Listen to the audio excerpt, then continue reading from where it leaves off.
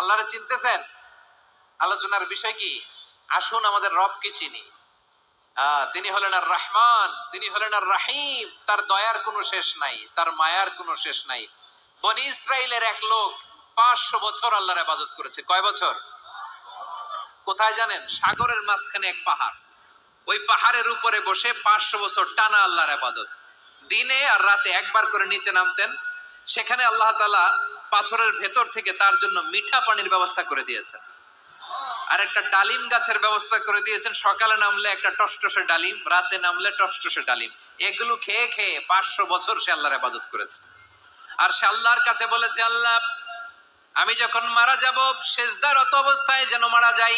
ঠিকই আল্লাহ সেজদারত অবস্থায় সাইয়েদনা আজরাইলকে পাঠিয়ে দিলেন। সেজদারত অবস্থায় লোকটা মারা গেল। 500 বছর ইবাদতের পরে আল্লাহর দরবারে কিয়ামতের কঠিন ময়দানে যখন লোকটা হাজির হয়ে যাবে, আল্লাহ বলবেন আদখিলু আবদি আল জান্নাতা বিরহমাতি, আমার বান্দাকে আমার দয়া আমার ভালোবাসা দিয়ে জান্নাতে ঢুকাইয়া দাও। 500 বছর ইবাদত করছে তো আমার দয়ায় আমার বান্দারে জান্নাত দাও। এই বান্দা বলে বালবি আমালি, আল্লাহ তোমার দয়া লাগবে কেন?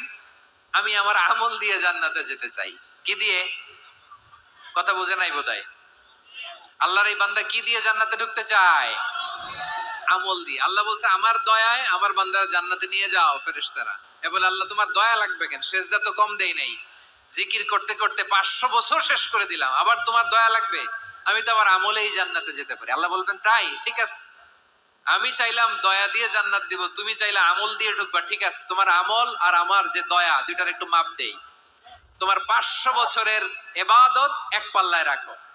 আর আল্লাহ বললেন আমি যে দয়া করে এই দুনিয়ার নাজ নেয়ামত বিউটি সৌন্দর্য দেখার জন্য তোমারে দুটা চোখ দিয়েছিলাম, দুটা নয় একটা চোখ আরেক পাল্লায় রাখো। রাখা হবে, দেখা যাবে ওই 500 বছরের ইবাদত হালকা হয়েছে আর মুহূর্তের মধ্যে আল্লাহর দেয়া একটা চোখের নেয়ামত ভারী হয়ে গিয়েছে। আল্লাহ বলবেন তোমার কথা মতো মাপ দেয়া হলো, এবার ফলাফল দেখো, হিসাব বলে তুমি এখন জাহান্নামে যাবা। Go to the hell fire, যাও এবার জাহান্নামে যাও। মাপজুকে যখন আসছো আমার সাথে হিসাব ক্যালকুলেশন, যাও তুমি এবার জাহান্নামে যাবা। এবার লোকটা কাচুমাচু করে বলে আল্লাহ আমি বুঝি নাই, আল্লাহ আমি বুঝতে পারি নাই, খেয়াল করি নাই, তুমি আমারে ক্ষমা করো, তুমি আমারে মাফ করো। ও আল্লাহ এবার আমি টের পেয়েছি, এবার আমি বুঝতে পেরেছি তোমার দয়া ছাড়া দুনিয়ায় কেউ জান্নাতে যেতে পারবে না, কেউ পারবে না।